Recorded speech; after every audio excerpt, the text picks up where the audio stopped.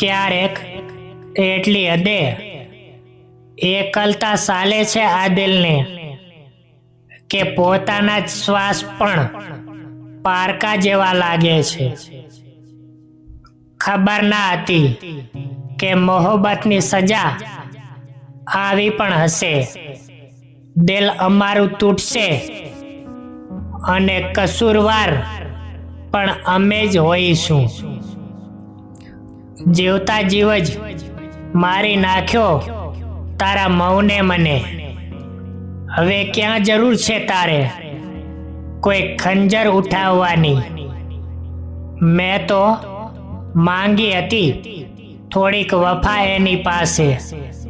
એણે તો મને ઉંમરભરનું રડવાનું ઇનામ આપી દીધું.